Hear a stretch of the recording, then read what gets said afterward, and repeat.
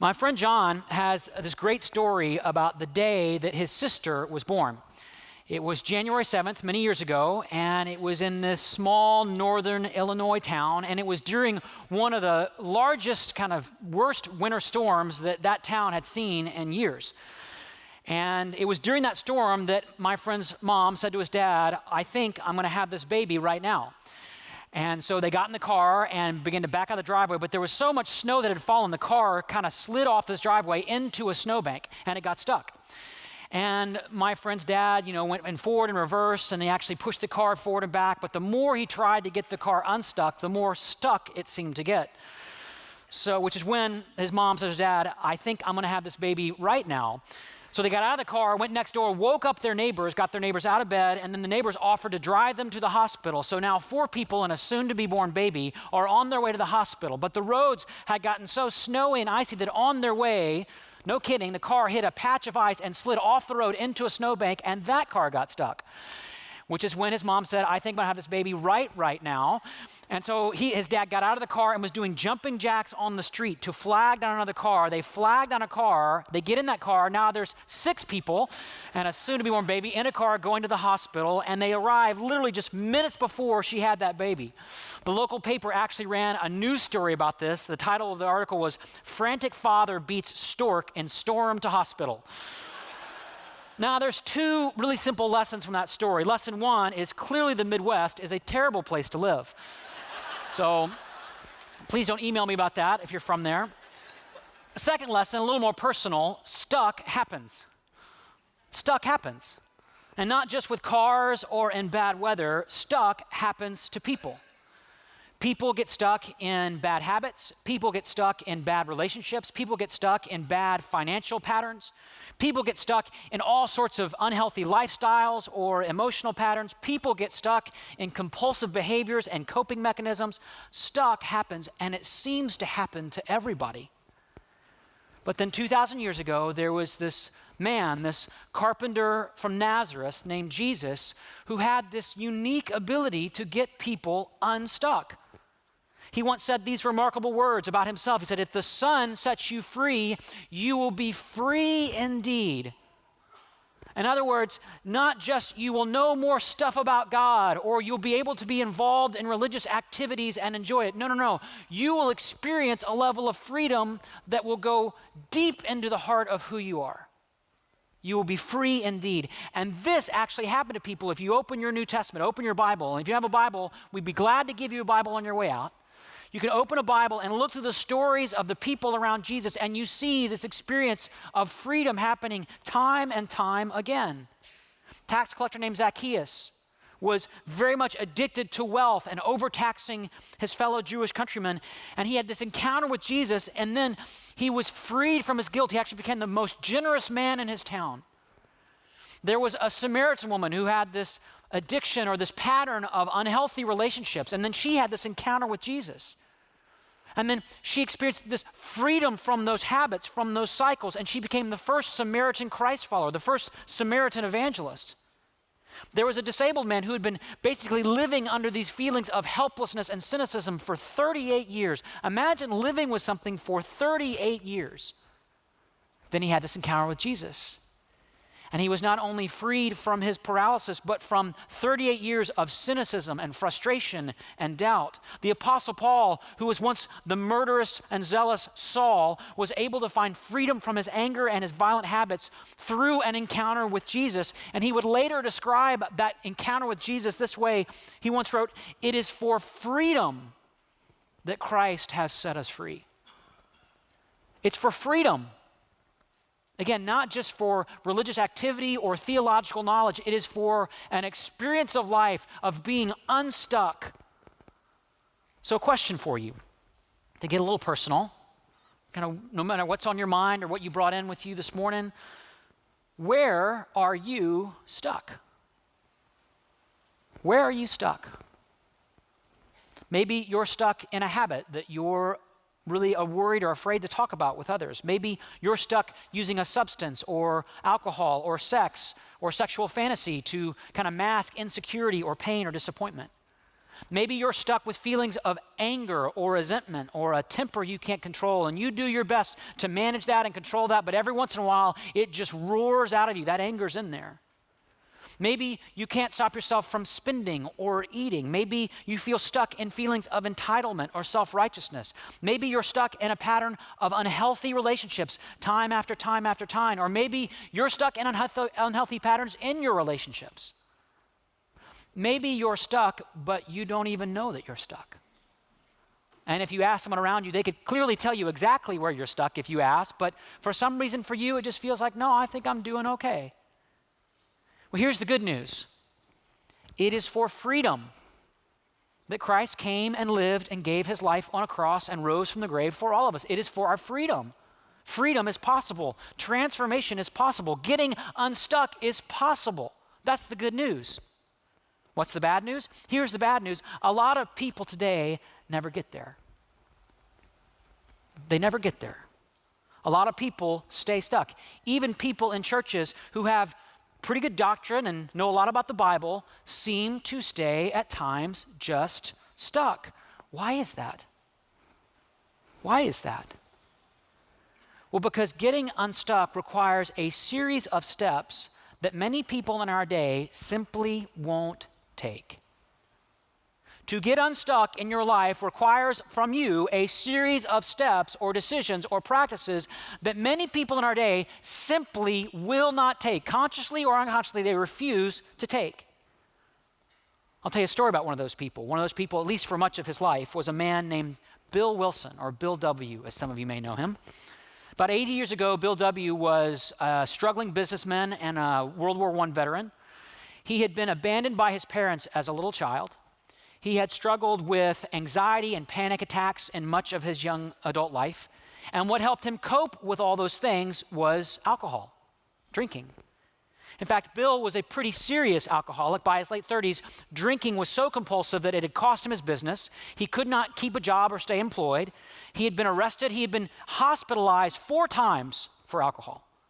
In fact, on one trip to the hospital, the doctor told his wife that Bill would be in an asylum or a grave within a year.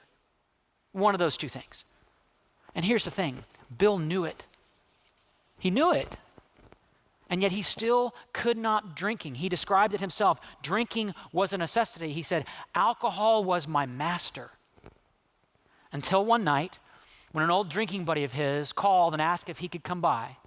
This is a buddy who had actually been institutionalized for his alcohol at the time. And so when this friend arrived, Bill had a drink waiting for him, but he refused. And Bill noticed that his friend looked inexplicably different. There was this look in his eye, this smile on his face. And then his friend told Bill a story that would change Bill's life forever. Bill would later describe the conversation this way. He wrote this, "But my friend sat before me, and he made the point-blank declaration that God had done for him what he could not do for himself. His human will had failed. Doctors had pronounced him incurable. Society was about to lock him up. Like myself, he had admitted complete defeat. Then he had, in effect, been raised from the dead, suddenly taken from the scrap heap to a level of life better than the best he had ever known. Had this power originated in him? Obviously it had not. There had been no more power in him than there was in me at the minute, and this was none at all. Here was something at work in a human heart which had done the impossible. My ideas about miracles were drastically revised right then. Never mind the musty past. Here sat a miracle directly across the kitchen table. He shouted great tidings." Bill's friend had been radically changed, or so he was about to find out, by learning to follow the way of Jesus. And that same night, he invited Bill to the Christian community that had changed his life. It was called the Oxford Group. You can actually read about that online if you want to look it up. It was a Christian movement in the early 20th century that sought to recapture the life and teaching of Jesus and the early church. They taught people about what it meant to be fully surrendered to Jesus. They worked on practices like self-examination and confession and making amends with others. And they taught about how to carry this message to others who desperately needed it. Not long after that, in that same community, Bill found the power to do what he could not do for himself, and he finally stopped drinking for good. In fact, his transformation was so profound and so remarkable, so supernatural to him that he set out on a mission to help other alcoholics experience the same freedom. So he and a few others took the same biblical teaching they had learned, and they formulated a series of steps that helped them get sober. Any guesses on how many series of steps this new community had found? 12. You know something about that. Bill said he associated with these steps on the 12 disciples themselves. They actually initially called this new movement, this new community, this new group, a nameless squad of drunks. But they found there's probably some better branding they could do, so eventually that branding evolved to what we now know as Alcoholics Anonymous. Today, as many of you know, AA is a global phenomenon, a global movement. In spite of the fact that it has no paid staff, no denominational headquarters, it owns no properties, no buildings, no media equipment, there's no local bureaucracy, no pastors or priests, there's no music, no lights, no system, no sound system or stage, there's not even a sermon. Can you imagine coming to a group with no sermon? How terrible does that sound? A typical meeting is small and informal. They sit in a circle in chairs, kind of like this right here. The rich and the poor, the young and the old, married, single, divorced, sit side by side, hand in hand. And here's the best part. In those meetings, in that community, there is no need to pretend. There's no need to hide. No need to put on a mask. The only prerequisite is that you want to stop drinking. In other words, the only requirement for membership in the group is that you want to get unstuck. And here's what's amazing. People do. All the time. I read an article that noted, in spite of the advances in medicine over the last 75 years, the 12 steps are still the most effective treatment for addiction the world has ever seen. Have you ever wondered why that is? It's because these steps are rooted in the way Jesus has always taught people to get unstuck. AA received from the Bible and the teaching of Jesus the wisdom and practices that now help millions upon millions find freedom, that same freedom for which Christ came and lived and died. And so, for the next 8 weeks, we're starting a series on these amazing steps of faith called Unstuck. And just so you know, this will not be a deep analysis of AA itself or how it's changed over time. This is a way to unpack the biblical roots of how transformation actually happens in a human life, starting with the first step.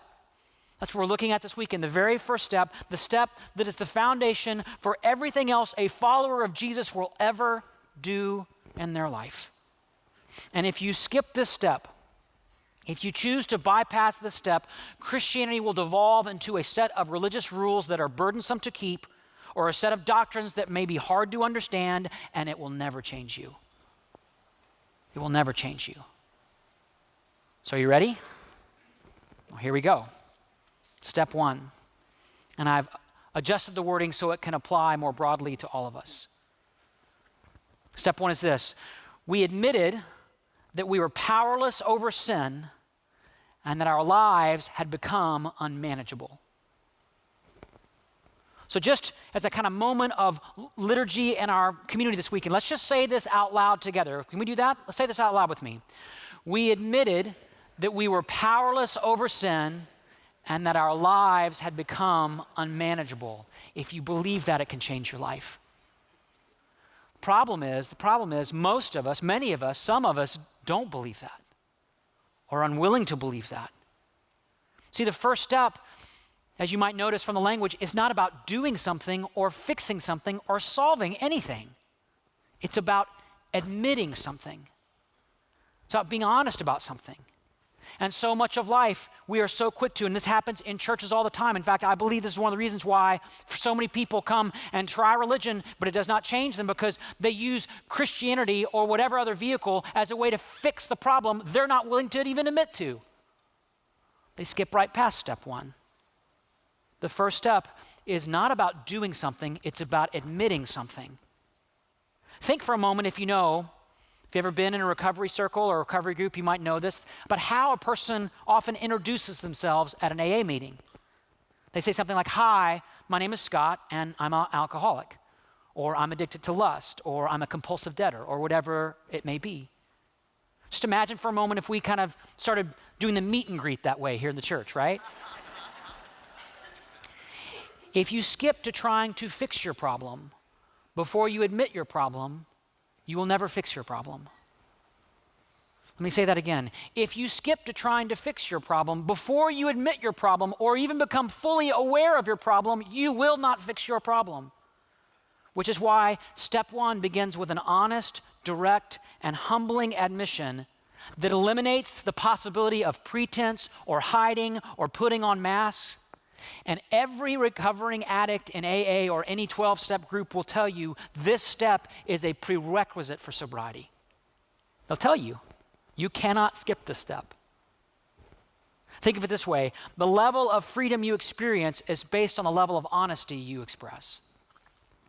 The level of freedom you're going to experience in your spiritual life is based on the level of honesty you're willing to lean into and express. That's why we start by admitting. We admit. What do we admit? Well, that we are powerless over sin. In AA, it's that we're powerless over alcohol. Or in a sex addicts group, it's we're powerless over sex addiction. Whatever the specifics may be. We're powerless over it. And it's that word powerless that's so important for us to hear today. In other words, when it comes to our problems or our tendency to do wrong or our appetites for wealth or pleasure or getting even, whatever it is, we have to admit that we are powerless. That is, that we are not actually in control. Are you willing to admit that you are not actually in control? Jesus put it this way. I love this line. It's so clear and direct. He said this, "Everyone who sins is a slave to sin."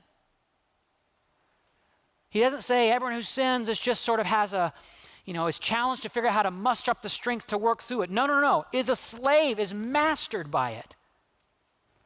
Now, I know in our day that word sin's not a popular word. Maybe you feel or you have kind of some baggage with it, like it's a judgmental word or a self-righteous word. But in the Bible, the word sin simply means to miss the mark. It means that our bodies, our minds, our thoughts, our actions, our feelings don't work the way they should work. Simple as that. They just don't work the way they should work.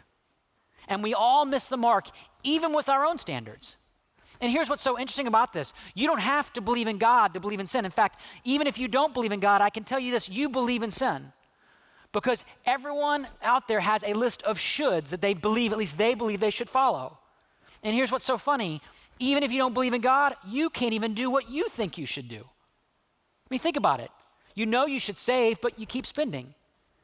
You know you should eat better, but you choose not to. You know you should work on your marriage, but you keep avoiding it. I mean, think about how weird this is. I mean, what other species on the planet has this problem? I mean, dogs don't wake up thinking, I should really spend more time with my owner, and then go do the opposite. Why? Because they're dogs, and they love their master no matter what. You know, cats don't wake up thinking, I really should be more loving at home, because they're cats, and they have no soul. Don't do that. Think of how odd it is that we human beings have this behavior. What's the explanation for it? Why do we do this? You know what you should do, regardless of your sense of if there's a God or not. You can't even do what you think you should do. And the Apostle Paul himself he wrote about this dynamic in his own life. He wrote these words, "I do not understand what I do. For what I want to do, I do not do, but what I hate, I do. For I have the desire to do what is good, but I cannot carry it out." I'm powerless, he says. And notice what Paul doesn't say. He doesn't say, I'm just going to try harder to do the right thing. I'll just wake up tomorrow and I'll try harder. I'll think more about it. I'll read more. I'll just use my own willpower and determination and I'll get there. He simply admits, I know the right thing, but I cannot do it. Even the Apostle Paul, the greatest theologian the church has ever known, who planted the very first churches that have ever been in existence, named this, admitted this. He took the first step. I know what to do, but I can't do it. It's why all those repeated commitments that you make all the time in your own life, those commitments to be more patient or to stop yelling at your kids or to clean up your thought life, they never seem to work. You make it for a day or 2 or 3 or 7 or 2 weeks, and then somehow or another, you're right back into it.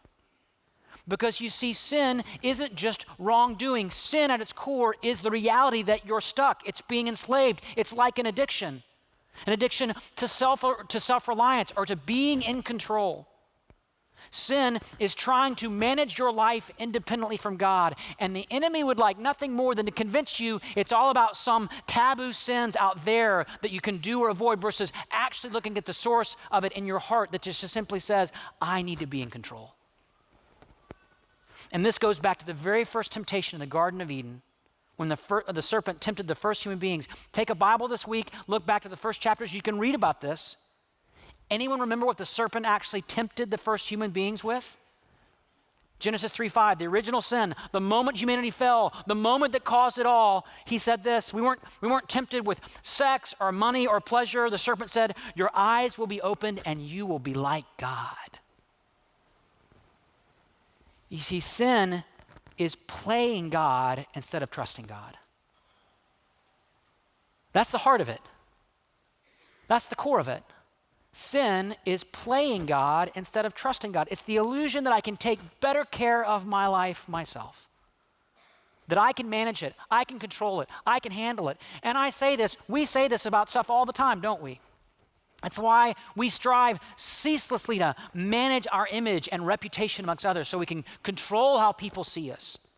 It's why we try to control and manage other people in our relationships, even people that we love and we're close to, even if it means deceiving or manipulating them, and people do it all the time. It's why we're constantly trying to control our circumstances. We want to avoid pain and have things work out for ourselves. It's why we often will manage our pain.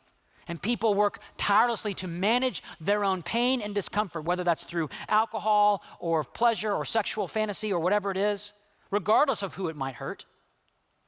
We want to be in control. Why? Because we're addicted to it. You're addicted to it. That's what sin is, trying to control our lives independently from God. And here's the thing about addiction. You can't beat it on your own. You can't beat it by willpower alone. Because trying to play God, trying to have that strength, trying to make that promise to yourself, I will get up tomorrow and I will finally do this, I will finally do this, that's what's killing you. Which is why the first step towards freedom is not trying harder to control, it's coming to the conclusion, the awareness, that terrifyingly humbling awareness that you are not in control. That you are powerless over your sin and you cannot control what's really wrong with you. Do you believe that? Because here's the thing, everything inside of you is going to resist this. Everything inside of you is going to resist this. Right now you're thinking, and some of you, as soon as I said 12 steps, you thought, aha, this is for somebody else. This is for somebody who's really broken. You know? And we do that, don't we? I mean, some of us would rather just stay stuck. We'd rather stay stuck in our anger or our greed or self-righteousness. It's kind of working for you in a way, like a drink is to an alcoholic. It's just kind of helping you manage your life. Some of you are convinced you're not stuck. This whole sin word, it's somebody else's problem, not mine, and I can manage it. My life's looking pretty good. I'm on top of things. I'm doing well, I'm living well, I've got a good job. I feel like I'm just basically the master of my own life. Some of you, as I said, are convinced this is somebody else's problem. You're thinking to yourself, well, as long as I can see out there in the world, there's a few people doing worse than me, then I can just go about my business, and God better take care of those people first. Let me tell you another story. Jesus once told a story of 2 different individuals who came to the temple to pray, to do business with God. One man was a man who was righteous by all external standards. He believed in God, he kept the rules. The other was a tax collector. He was a moral outcast. He was a financial embezzler, and everybody knew it. He would have been seen as a person irreligious in his day in every way. The religious man prayed these words. He prayed, God, I thank you that I'm not like other people, robbers, evildoers, adulterers, or even like this tax collector over here. I fast twice a week. I give 1/10 of all I get. Notice his prayer is a way of saying, I've got my problems under control.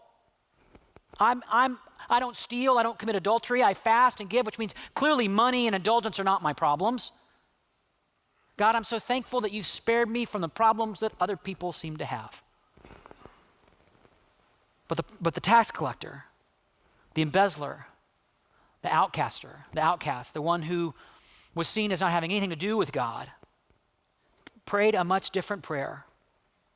He simply said, God, have mercy on me, a sinner. God, have mercy on me, a sinner. He does not even use the normal word for mercy. He uses this word that means make an atonement for me, God. In other words, I can't do it myself, God. And in the original language, he doesn't just say, I'm a sinner. He uses a definite article like the word the. He says, I'm the sinner. In other words, no one to compare myself to. I'm not justified by being better than this guy. I am the one who is messed up here. All this man knows for sure is that he's got a problem he cannot fix on his own. One that runs so deep, there's no need to pretend, no need for pretense, no need for flowery language that he doesn't actually believe. All he knows is that he is powerless, that he cannot fix his problem or just compare himself to others. The only way forward for him is to admit that he has no way forward. Do you see that? The only way forward for him is to admit that he has no way forward. The only solution is surrender. So let me ask you this question. Who do you think was right with God? Who was really right with God? The one who knew the rules, who practiced the rules, who did the good stuff, the one who everyone would have believed, of course it's that guy. We've seen him before. He's great. He serves. He knows the answers. Of course it's that guy. Or it's the one that they would all have said, that guy has no chance to be close to God. We've seen his life. We know his beliefs. There's no way. Listen to what Jesus said. I tell you that this man, the tax collector, rather than the other, went home justified before God. For all those who exalt themselves will be humbled, and those who humble themselves will be exalted. Lord, have mercy on me, a sinner. In other words, we admit that we are powerless over the sin that is in us. We are not in control. That sin is in control. The alcohol is in control. Lust is in control. Greed is in control. My anger is in control. My fear is in control. Friends, this is step one. And here's the thing. There's no way around the step. There's no way around the step. There's no other way to begin. And just because you may already be a Christian, a Christ follower, doesn't make you exempt from meeting this step in your life. There's a Franciscan priest and writer named Richard Rohr who put it this way. He wrote, Christians are usually sincere and well-intentioned people until you get to any real issues of ego, control, power, money, and pleasure. Then they tend to be pretty much like everybody else. And we all laugh because it's true, isn't it? And here's what I need to confess. I do this too. It's true for me too. I make idols out of success and reputation. I use words every day to try to make myself a little better than I actually am. I'm hesitant to give because I love my comfort and security. I'm easily angered because I want life to go my way. I hold grudges because it feels good and I like being able to hold that against somebody somewhere down the road. I work harder to manage my image than to humble my heart. And I can be so consumed by my need for approval and applause. I mean, I was thinking about it even this week as I was preparing this message on how to be broken. I kept thinking to myself, gosh, I really hope people love my sermon. I mean, think about that. I need step one. I, your pastor, need step one. To humbly and boldly admit that I am not in control. That wherever sin has a hold on my heart, it's in control. And that word sin sometimes in churches can be a word, even though we've used it to kind of cover kind of the gamut of things, can be a word that we hide behind so that we don't have to be specific about what's really going on. And here's the thing. I need this step, and I think, I can guess you may need this step too. You may need this step too. That control and image management and hiding certain habits and pretending to be something different on the outside than you really are on the inside is something that's going on in your life too. I think you need this step too.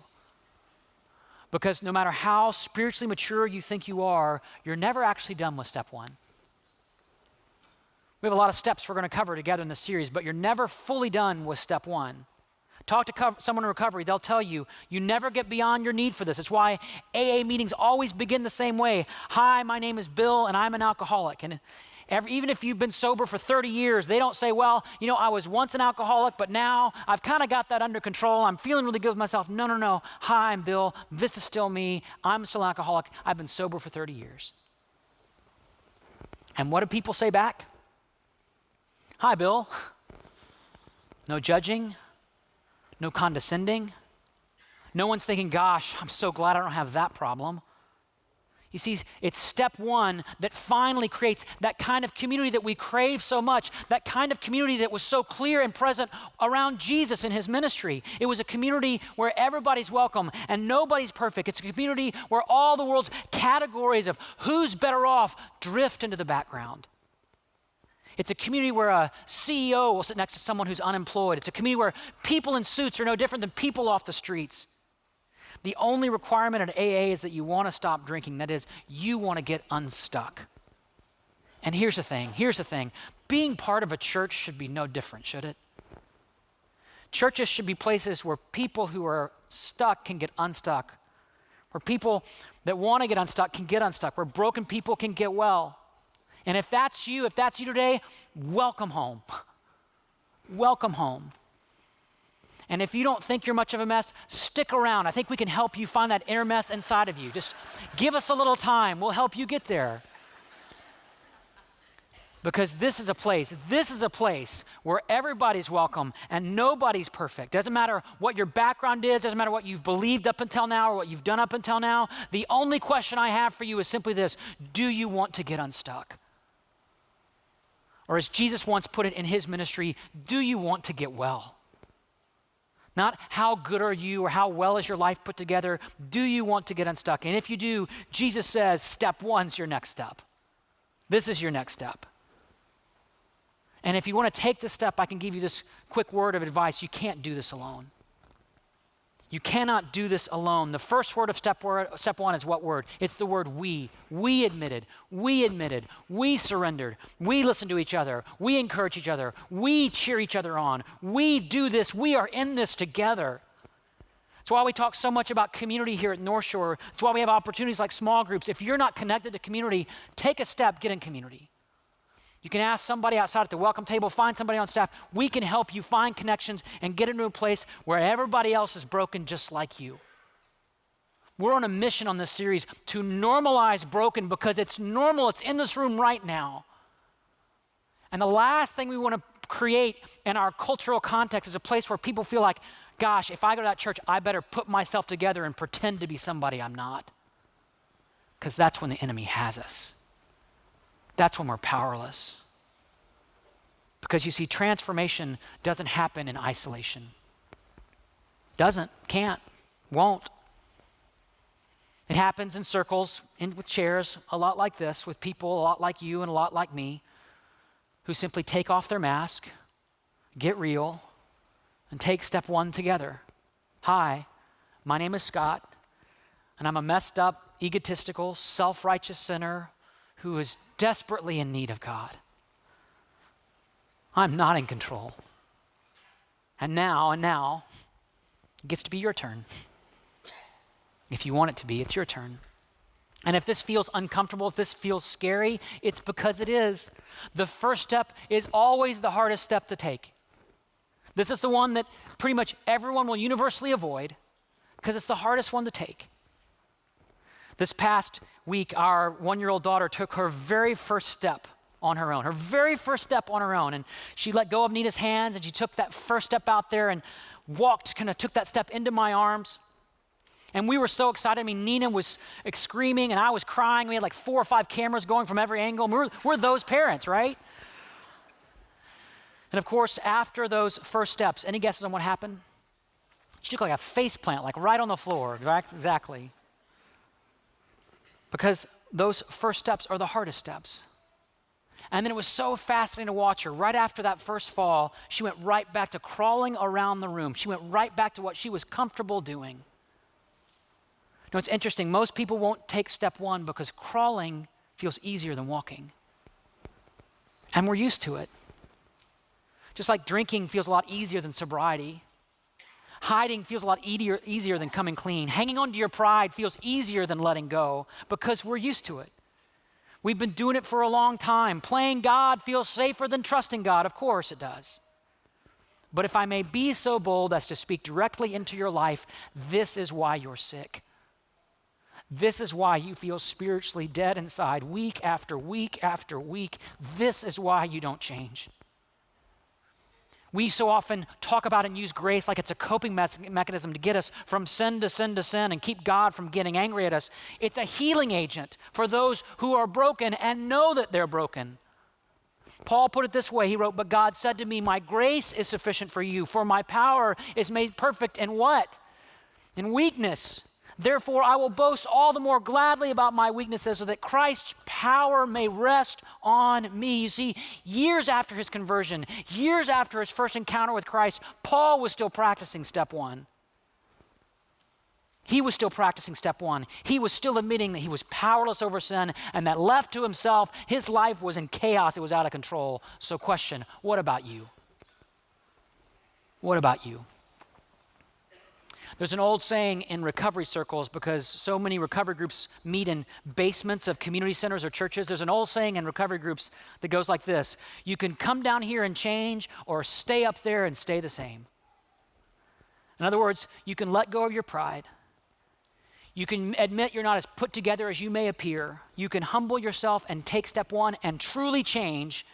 Or you can keep doing what you're doing. You can keep hiding or drinking or using or posturing or pretending, and you can stay the same. The choice is up to you.